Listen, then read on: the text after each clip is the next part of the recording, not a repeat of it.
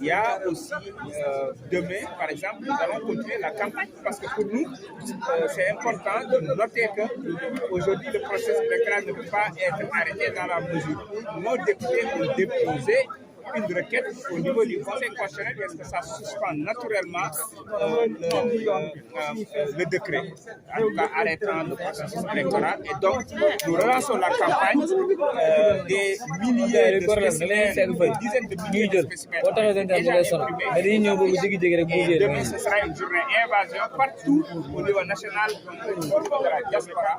Avec le leader, nous allons continuer notre campagne de spécimens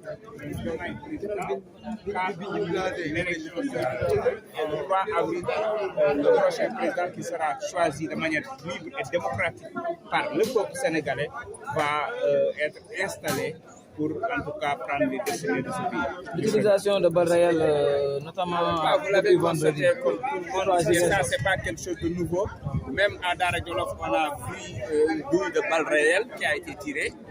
Il y a aussi plus de 200 personnes qui sont interpellées. Rien que dans Dara, 24 sont interpellés, dont 5 femmes et 2 mineurs. À Linguère, 7. Donc au total, le département de Linguère, il y a 31 en tout cas arrestations inexplicables et ciblées même. Mais tout ceci va cesser car le peuple restera debout et la victoire, bien sûr, sera remportée par le peuple sénégalais.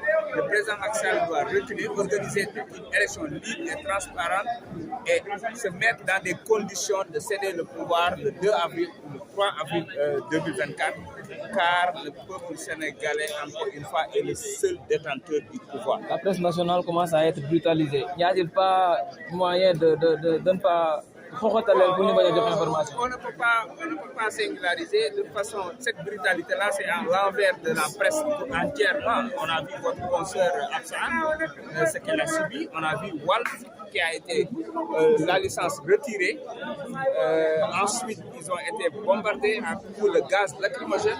Ce qui est en train de se passer aujourd'hui est inexplicable encore une fois. Et tous les segments de la nation se sont tenus debout pour combattre cette forfaiture, pour rétablir le processus électoral et surtout faire tous les moyens nécessaires afin que le président Macky Sall puisse quitter le pouvoir le 3 avril prochain. Seules les caravanes de Pastef sont aujourd'hui, il y a une caravane à Guédiawaye. Les caravanes vont continuer et demain, nous allons faire une invasion sur le territoire national pour distribuer des spécimens. Merci.